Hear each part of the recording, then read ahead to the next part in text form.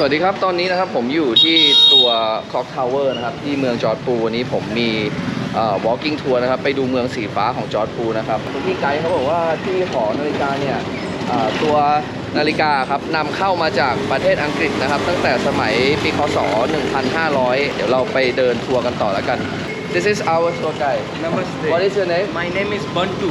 Bandu เดี๋ยววันนี้พี่เขาจะพาเรานะครับเดินเที่ยวในเมืองจอร์จพูนะครับตอนนี้นะครับผมก็มาอยู่ตรงที่บ่อเก็บน้ำนะครับตรงนี้จะเป็นในส่วนของที่พระมหากษัตริย์เนี่ยเขาสร้างไว้ให้ประชาชนนะครับเพราะว่าสมัยนู้นเนี่ยเขาไม่มีน้ำใช้อย่างพอเพียงนะครับตามบ้านแต่ละหลังนะครับของจอร์จพูเนี่ยเขาก็เลยต้องสร้างเป็นเหมือนเป็นสถานที่กักเก็บน้ำให้ประชาชนได้ใช้กันแล้วกันนะครับแล้วคุณพี่ไกด์เขาบอกว่าที่นี่เนี่ยมีอ่างเก็บน้ำแบบนี้เยอะนะครับไม่ใช่ว่าแค่ที่เดียวนะครับเพราะว่าผมถามเขาว่าถ้าเกิดว่ามีแค่ที่เดียวแล้วทั้งเมืองเนี่ยใช้น้ำจากที่นี่เนี่ยมันจะพอเหรอ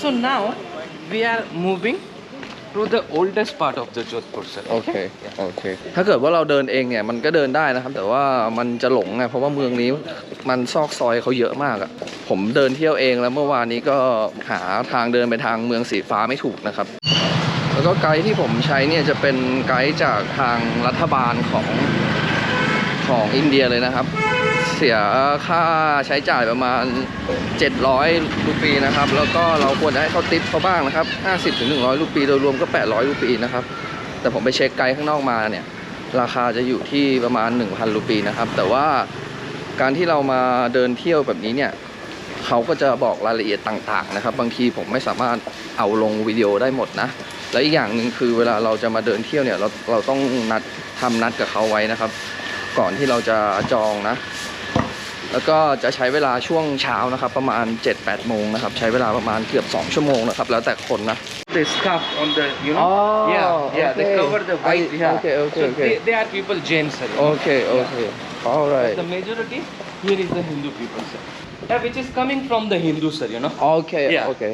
So it's just like split. Yeah, they split, sir. You know. Okay. Yeah. So you know, like Jain, Buddhist, you know, like these are all from, you know, coming from the from the Hindu religions, you know. Achha. Yeah, and also Sikh. Sikh is the Sikh. young, I know the Sikh. youngest, you know, you can say about religious in India, you know. Yeah. Okay. In this bazaar where we are here, this is called Lakhara Bazaar. So Lakhara is basically community of the Muslim. Okay? Oh, this way. Yeah, this is like a Muslim because people who making the bangles from the lakh. So they're making the bangles for the women, you know. So here these are all the shops of the lakh bangles, and first floor they have the residence, and the ground floor they have the shops here. Like as COVID comes, sir, we learn from the COVID to work for home. Work from home, yeah. But this work for home not because of the COVID is already before. This is real work for home. Ground floor they have the shops, and first floor they have residence. You know, so this is the real work for home. Yes. Sir, okay? That's right. You're right. This really work from home. Just work downstairs and the home upstairs. Yes, exactly, sir. Exactly. Okay. Care for water now or later on, sir? Now? Yeah, no. Would you care for water or you want room temperature? Just cold water. โอ้นี่ดูลาวนะครับเขาขี่ลาน่ารักเชียว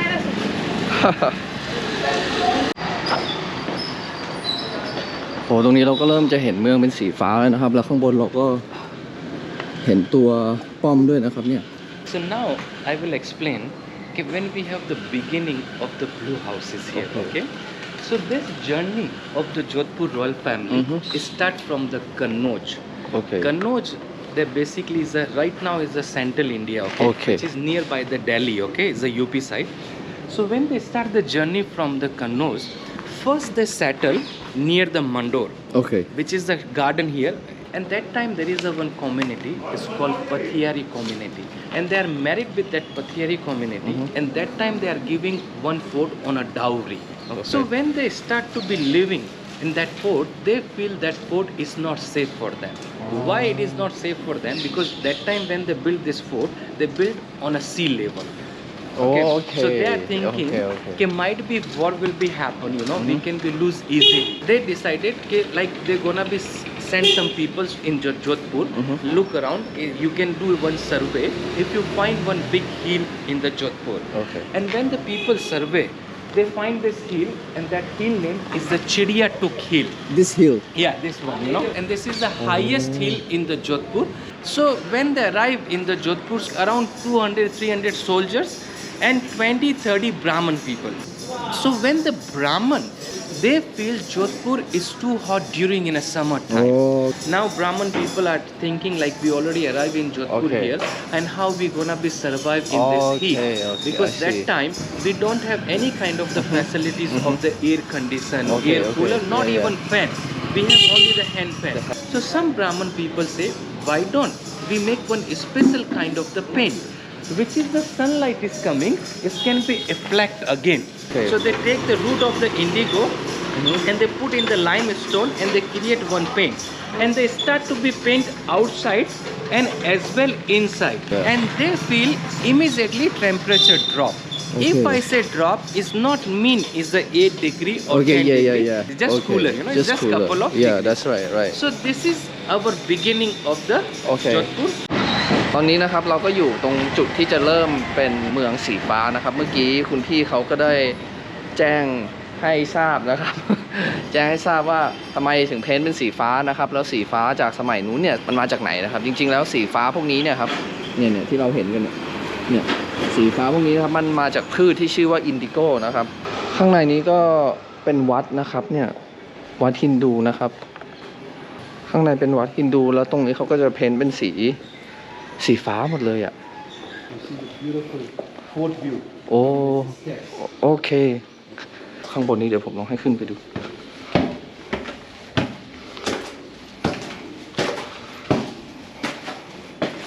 โอ้ตรงนี้จะเป็นช่องประตูนะครับ ที่เราสามารถมองเห็นตัวป้อม โอ้โห พระราชวังได้นะครับเนี่ย โอ้โห สวยมาก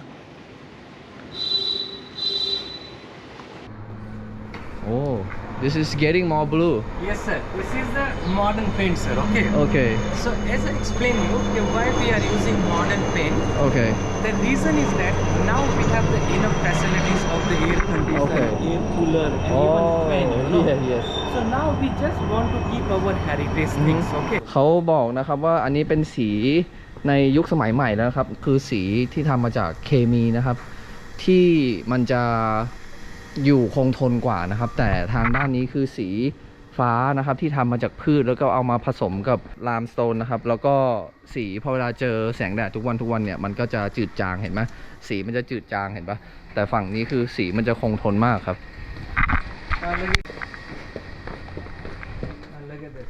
And look, sir, Oh. what else from God Shiva will ask, you know, the sky is the blue and the house Oh, is the yeah. blue, you know. Sometimes Right. I feel it's parallelly running, you know, together. Look at this one. How beautiful. โอเค Yeah. นี่ครับลองดูสีตัวตึกนะครับกับสีท้องฟ้าคือมันจะแทบเป็นสีเดียวกันเลย yeah right โอ้โหเมืองนี้คือมีอะไรน่าสนใจมากเลยครับ ยิ่งเราได้ดูประวัติศาสตร์นะมันก็ยิ่งจะทำให้แบบ โอ้แบบลึกซึ้งอ่ะ But look at how beautiful this one and lovely door also. oh as yes well. right Yeah. right this blue is kind of more Yeah. bright right More bright, exactly. yes yes โอเค บ้านนี้นะครับก็จะเป็นบ้านสีฟ้าแบบใหม่นะครับโอ้ถ้าเรามาเดินเองนะครับบอกเลยว่าหลงถ้าใครมาเที่ยวที่จอร์จปูนะผมแนะนำให้เลือกไกด์นะครับ เพราะเขาพาเดินเข้ามาตามซอกซอยบ้านคนจริงๆอะ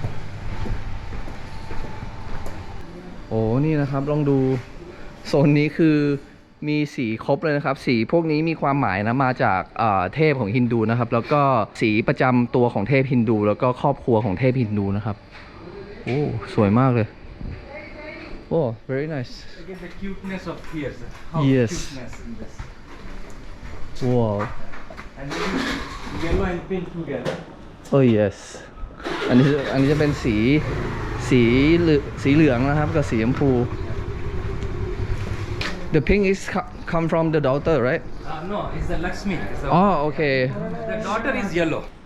เขาบอกว่าเหตุผลที่ทำเป็นทางแบบแคบๆเนี่ยยิ่งเดินเข้ามาข้างในนะครับ จะเป็นทางแคบๆมันจะช่วยปกป้องบ้านนะครับของประชาชนเนี่ยจากแสงแดดนะครับ เพราะว่ามันสูงไงแล้วก็ เวลามีข้าศึกเข้ามาเขาบอกว่าจะทำให้แบบว่าหลงทางได้เหมือนกันนะครับเขาบอกนะครับแต่ก่อนประตูนี้นะครับ ประตูนี้มันจะมีเป็นประตูเมืองนะแต่ว่าตอนนี้เขาเอาออกไปแล้วเพราะว่าเดี๋ยวนี้เขาใช้เป็นไม่ต้องกลัวเป็นข้าศึกเขาใช้เป็น CCTV เขาบอกอีกอย่างนึงสมัยนี้มันไม่มีข้าศึกแล้วไงเราก็เลยเอาประตูออกเพื่อความสะดวกในการสัญจรนะครับแล้วก็เปลี่ยนเป็นติดกล้องวงจรปิดแทน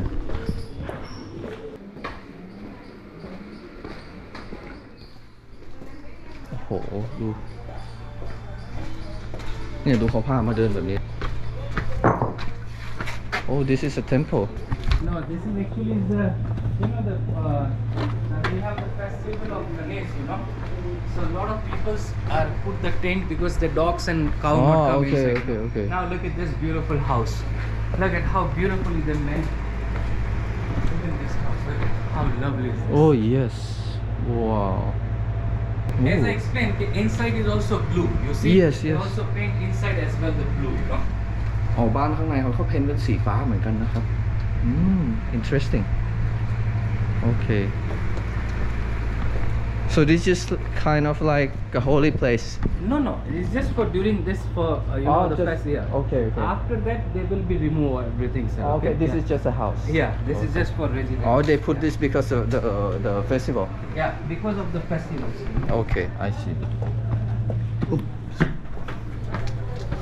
เขาบอกว่าตรงนี้นะครับจะเป็นเขาสร้างบ้านไว้นะครับแต่ว่าคนที่เนี่ยเขาสร้างแล้วเขาคิดเผื่อสัตว์ด้วยนะคือเขาทำเป็นบ้านนกด้วยนะครับถ้าทุกคนเห็นในรูนั้นนะผมจะเห็นมีนกอยู่1ตัวนะครับเนี่ยตามรูเนี่ยก็คือเขาทำไว้ให้นกอยู่นะครับเนี่ยมีนกมาเต็มเลยตรงนี้ก็มีนะครับเขาทำไว้ให้นกมันเข้าไปอยู่เพื่อหลบร้อนเหมือนกัน โอเคตอนนี้เราก็น่าจะเดินออกมาจากโซนที่เล็กๆแล้วหรือเปล่า This beautiful two house. Look at the screen work. How fine the carving on this. Oh yes but this is pretty faded right Yeah. So now is Diwali coming, so might be the repaint. Sir. Okay. Those houses here is since 15, right? 15. This particularly, this all house 15th centuries. As fort start to be built, that same time period, the colony start to be built. Okay. ตรงนี้ก็จะเป็นตลาดชุมชนนะครับเล็กๆของคนจอร์จพู So why is the reason that this tour is available only just early in the morning? The reason is that, sir, first of all, it's not too much traffic, sir. Oh, okay. And these are the street, as I explained, is going to be narrow and narrow. Oh, you know. yeah. If I do this in later on, first of all, we have the Motorbikes. motorbikes, and then also the heat. Okay. Yeah. So we have the strong sunlight, Okay. and it's bit fresh, and every people are in a home. Okay. So when the people are taking the pictures from the Oh, houses, okay. it Yeah. feel comfortable. Yes.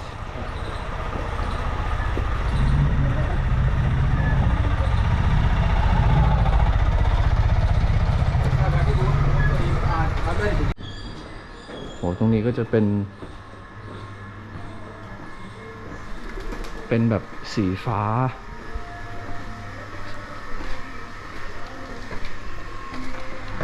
แบบฟ้าไปหมดเลยอ่ะโอ้โหแล้วมันกลืนไปกับท้องฟ้าด้วยนะครับบ้านเมืองที่นี่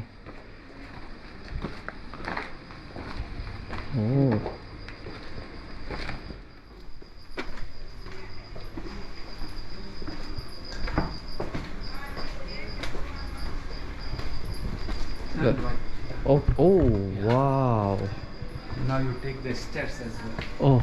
โอ้โหทุกคนคือมันฟ้าแบบฟ้ามากๆอ่ะโหแล้วดูบ้านเขานะประตูก็จะเป็นสีเขียวนะครับเห็นปะถึงด้านในตรงนู้นเลยโห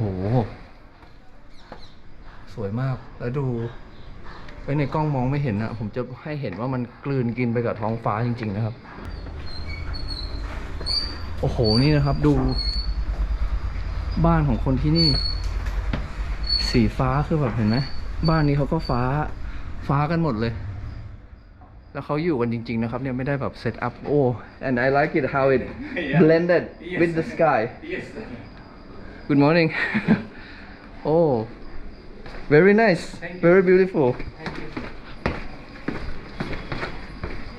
อ๋อตรงนี้นะครับพี่ไกด์เขาบอกชานที่ยื่นออกมาเนี่ย ทำมาจากแกะสลักมือทั้งนั้นเลยนะโอ้ and look at the detail Yeah, look at the detail, you know. โอ้ว้าวโอ้โอเค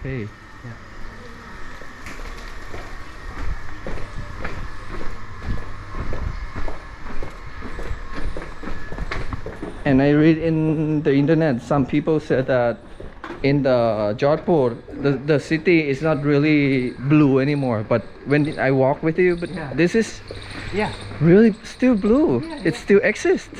So, like nowadays that we have Oh, enough water okay, storage okay, in home. okay, okay. But people who live nearby in this, Mhm. every morning they come here and they bring the water from this well, you know. Okay. And some people say it's much better than Miller water. You That's know? why some Yeah. people they still getting water from here. Yeah. Also for the house, you know, and this is for the drinking water. This water Yeah. can be drink. Yeah, this water for drink, you know. जूता पहन के रहो। नहीं, आपका तो जाना चाहिए। Look, Oh. and that's they put the bucket Yeah. inside and you know they ลอง bring ดู the water.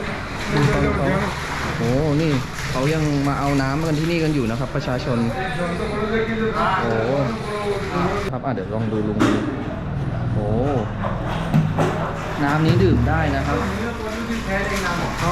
so the people here they use this water only for drinking or just everything No, for drinks, sir. drink only Yeah, only for drinks. is this purified Much nicer than than tap water oh, okay and Miller water. โอ้โอเคโอ้เขาบอกน้ำดื่มเท่านั้นนะครับที่นี่เห็นไหมเขาก็มาตักกันกลับบ้านกันนะครับนี่เรามาดูคุณลุงคนนี้โอเคโอเคว้าว impressive Yeah. But like this is the water. Mhm. But if you want, you can drink it. โอ้นี่นะครับเห็นไหม so where is this water come from again? From the the under the land land exactly. Okay. So this is not like a rainwater storage. The Right. water come from โอเคอันนี้เป็นน้ำจากใต้ดินเลยนะครับโอเคโอ้โหไม่น่าเชื่อนะว่าที่นี่เขายังมีแบบคนมาเอาน้ำจากบ่อน้ำธรรมชาติอย่างนี้นะผมถามเขาว่าแล้วมันดื่มได้มันสะอาดไหมอ่ะเขาบอกว่าก็ยังดีกว่าน้ำที่ออกมาจากก๊อกนะครับ ก็ดื่มได้นั่นแหละโอ้ดูขยะ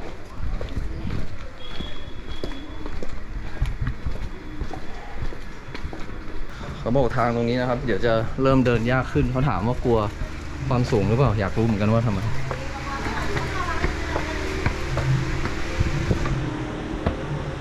แล้วคือที่นี่นะครับเขาจะเป็นตรอกซอกซอยเล็กๆเยอะมากอ่ะ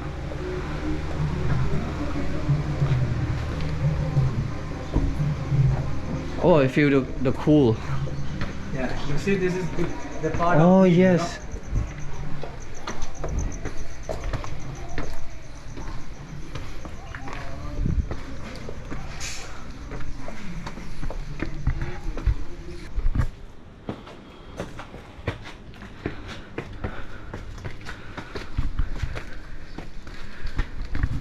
ผมถึงบอกถ้าเกิดว่าเรามาเองนะครับมาไม่ถึงแน่นอนแล้วผมพยายามหาแมปแล้วนะครับในการเที่ยวเองแต่มันหาไม่ได้เลย So this is the beauty of the Brahmpuri. Look at that. โอ้โหโหฝั่งนี้นะครับก็จะเป็นฝั่งโซนที่มีบ้านสีฟ้าเยอะที่สุดในจอร์จปูนะครับเนี่ยเห็นไหมตั้งแต่ตรงนู้นโอ้ my god You know, in the map I show you the wall. This is the wall, sir. The protection wall. โอเค It is going 10 kilometers. นี่นะครับเมืองนี้นะครับยังถูกล้อมรอบด้วยกำแพงเมืองอยู่นะนู่นน่ะเห็นไหมเนี่ยขึ้นไปถึงนู่นเลยนะครับดูดิเห็นปะโอ้โหตรงนี้นะครับก็จะเป็นด้านเกือบเป็นด้านบนแล้วนะครับของจอร์จปูนะครับ ตรงนี้จะเป็นรูปเพ้นท์ของราชาสถานนะครับที่นี่โหเขาเพ้นท์กันสวยมากเลยอันนี้คือเดินขึ้นไปน่าจะเป็นวัดนะวัดฮินดูครับ Is it a temple?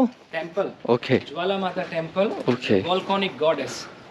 แล้วก็ข้างบนนี้เราจะเห็นวิวของตัวป้อมปราสาทด้วยนะครับว้าวโอ้ And this is whole Jodhpur view. โอ้ นี่ทุกคนลองดู That is the Brahmpuri and this is whole Jodhpur. that part is a pampuri Pampuri, yeah. โอเคโว้วเห็นไหมครับ เห็นถึงความเป็นเมืองสีฟ้าไหมครับที่นี่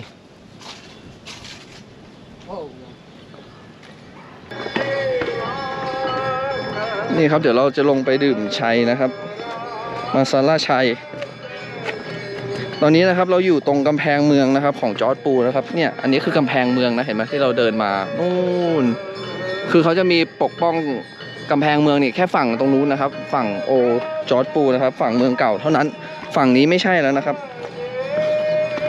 โหแค่เดินเที่ยวแค่นี้นะครับไม่น่าเชื่อว่าใช้เวลาถึงแบบ2 ชั่วโมงกว่าแล้วเมื่อกี้ผมถามเขานะครับว่าตัวป้อมปราสาทเนี่ยใครเป็นเจ้าของเป็นรัฐบาลหรือว่า Royal Family นะครับของราชวงศ์เขาบอกว่าราชวงศ์เนี่ยก็ยังอาศัยอยู่นะครับพวกราชวงศ์ของราชสถานเนี่ยของที่เนี่ยของจอร์จปูเขาก็ยังอยู่นะครับตอนนี้มีมาถึง39 รุ่นแล้วนะครับ39 เจนแล้วอะตั้งแต่สมัยที่เขามีตัวฟอร์ดเนี่ยครับแต่ตอนนี้เขาได้เปลี่ยนเป็นร้านอาหารโรงแรมนะครับเพราะว่าทางรัฐบาลอินเดียเนี่ยเขาจะยึดตอนแรกเขาจะยึดแล้วเขาเหมือนว่าจะไม่ยอมให้ทีนี้เขาก็เลยทางรัฐบาลก็ให้ข้อเสนอว่าไม่งั้นก็ต้องเปลี่ยนเป็นโรงแรมกับร้านอาหารหรือว่าจะให้ยึดเขาก็เลยต้องเปลี่ยนเป็นร้านอาหารนะครับแต่ว่าพี่ไกด์เนี่ยเขาบอกว่าถ้ารับรองได้เลยถ้ารัฐบาลอินเดียดูแลเนี่ยของข้างในตัวป้อมปราสาทเนี่ยคือจะไม่มีสภาพดีแบบที่มีอยู่ทุกวันนี้แน่นอนเพราะว่ารัฐบาลอินเดียไม่สามารถนะครับดูแลได้อย่างดีเท่ากับเจ้าของเขาเองอะครับโอ้โหแล้วตรอกซอกซอยคือเยอะมากแต่ขี้หมาก็เยอะพอๆกันมีทุกจุดกับระเบิดเนี่ย so in this town I don't really see a cow We have because now we have one problem, you know, like the disease, you know, for the Oh, okay. They keep it in particular. Okay, you know, okay. You know, yeah. All right, okay. Now look at this beautiful. Look at the Wow. blue rock, then the blue. Look at this. How นี่นะครับเขาทำเพ้นท์อย่างดีเลยนะครับเนี่ยแล้วมองขึ้นไปแล้วก็จะเห็นวิวป้อมปราสาทเลยอะ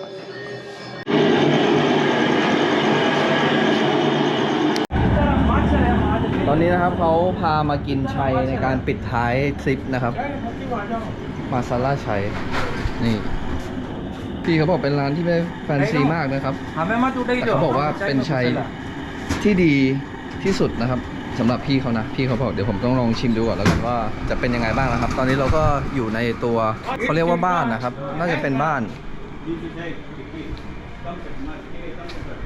ใช่หรือเปล่าไม่รู้น่าจะใช่เป็นบ้านครับแล้วก็มีร้านชัยอยู่ข้างในผมก็งงว่าทำไมชัยเขาไม่อยู่กับข้างในนี้ร้านชัยนี้น่าจะโอ้โหอยู่ในแบบ เนี่ย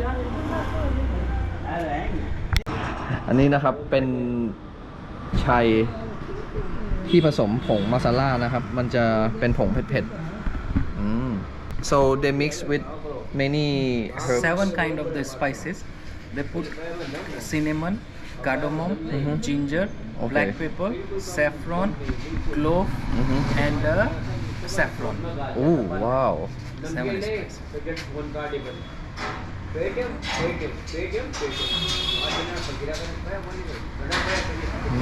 รสชาติเขาจะไม่เหมือนชัยแบบชัยที่ผมกินตามร้านที่มันเป็นแบบที่จะเป็นนมแล้วก็ผสมกับพวกขิงนะครับพอเวลาดื่มไปแล้วเนี่ยเรารู้เลยว่าชัยอันเนี้ยไม่ใช่แบบชัยขิงอย่างแน่นอน Potato, cashew nut, mint, you know. Okay. Yeah, like all the spices, all the herbs inside, and then mash it like this, and then they make this kind of the pocket, you know, and this they close this and after the deep fry. all right where can I put it Yeah. yeah You can put it here yeah. โอเคเดี๋ยวเรามาลองกินดูนะครับว่าจะเป็นยังไงบ้าง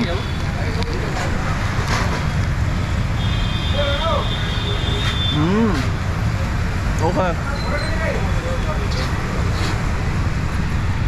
ทุกคนมันคืออะไรรู้มั้ยมันคือกะหรี่ปั๊บแท้ๆเลยใช่เลยครับ รสชาติก็ใช่รสชาติกะหรี่ปั๊บเลยจะออกเค็มๆหน่อย so this is veg Huh? veg Veg. This is veg. จะพาทุกคนไปขัดรองเท้าอีกแล้วเดี๋ยวเราลองมาดูนะครับว่าที่ขัดรองเท้าที่เนี่ยราคาเท่าไหร่นะครับ เพราะว่าผมเหยียบขี้มาเดี๋ยวลองไปถามลุงเขาก่อน Namaste Do you clean the shoes like outside clean Yes. How much How much 100 rupees. 100 rupees Yes. นะครับเดี๋ยวผมจะให้เขา Open. โอเคเพราะว่าเนี่ยดูสภาพดิขี้วัวขี้อะไรหลายอย่างเลยนะครับ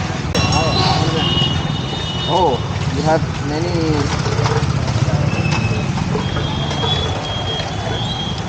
โอ้นี่ของเขาเยอะมาก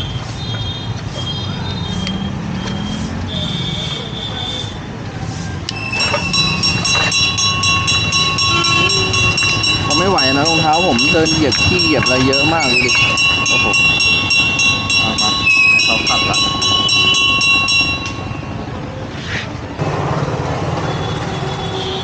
อันนี้เขาก็ใช้แปรงจุ่มน้ำเลย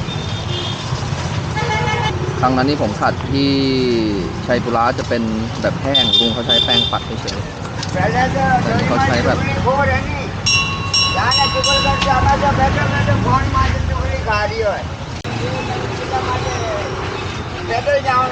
What's your name? My name is Ravi. Ravi. Yes, Ravi. How long have you been cleaning shoes? How many years? 20 years, 21 years. In here, Yes, in Jodhpur. Jodhpur. Which country? Thailand. Thailand. Yes. Because I step on many poops. You are, what did job? My job, Yes. YouTuber. Huh? YouTuber. YouTuber. Yeah. Huh? I will put you on video, okay? Okay. Online? Sir Hari भाई आपका नाम है क्या? अरे ये वीडियो बना रहे मेरा YouTube पे, हाँ YouTube पे चढ़ाएंगे फिर, है ना? ओके यस हाँ तो छेड़ मत, इनको करने से काम करने से। Namaste. यस नमस्ते नमस्ते मेरे फोटो Yeah, okay. मेरे फोटो में गड़बड़ी मत कर यार, बनाने नहीं दे। यार उठा दे यार हाँ ऑनलाइन चढ़ाएंगे ये फिर। मेरा नाम रवि, 38 years, my old. Okay.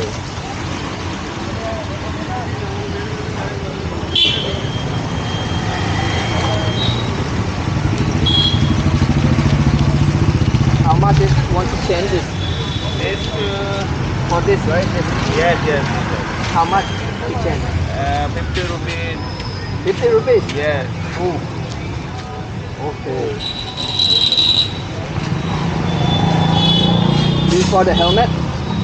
Helmet and bag, motorcycle bag.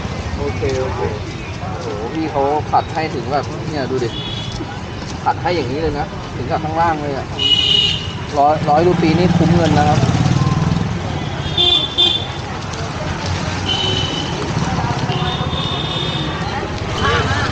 This my inside and อ๋อโอเคโอเคอันนี้เขาเอาไว้ทุบตัว this big, this is small and อ๋อ small. โอเคโอเคอ๋อนี่เขามี3ด้านนะเนี่ยดูดิโอ้ผมก็เพิ่งรู้เหมือนกัน Impressive Thank you.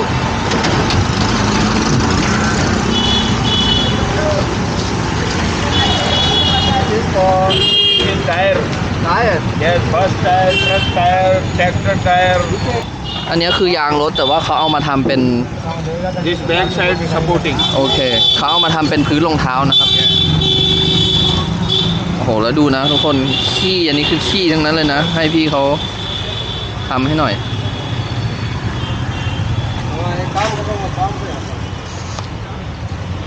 Yes. โอเค It's not clean. yeah This clean. yeah เสร็จแล้วนะครับข้างนี้โอ้โหยอดมากรอให้มันแห้ง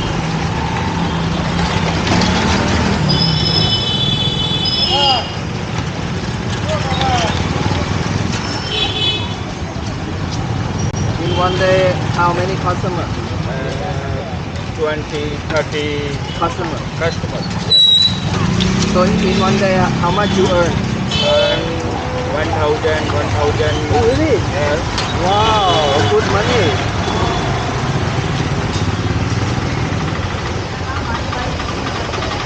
And mochi and regal. Okay. นี่ไงเขาก็มาซ่อมรองเท้ากันด้วยนะ So connect my shop and repair and back. Yeah.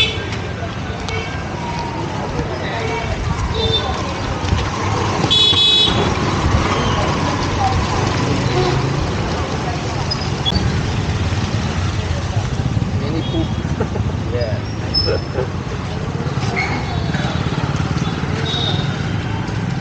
People come to fix shoes every day. Everything. How about cleaning every day? Cleaning, fixing, stitching, Oh, changing stamp. okay. So, what time you start to work and what time you finish the work? On that day? 7 o'clock, 8 o'clock, night. 12 hours? Yeah. Wow, hard work, brother.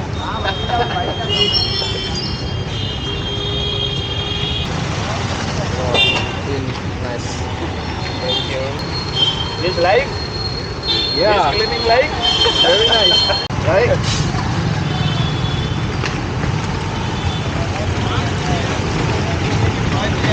Very clean.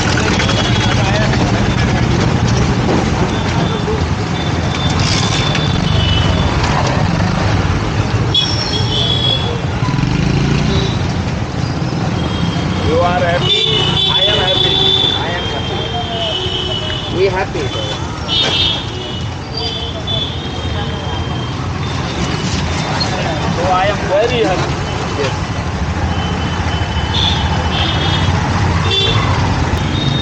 Okay, I give you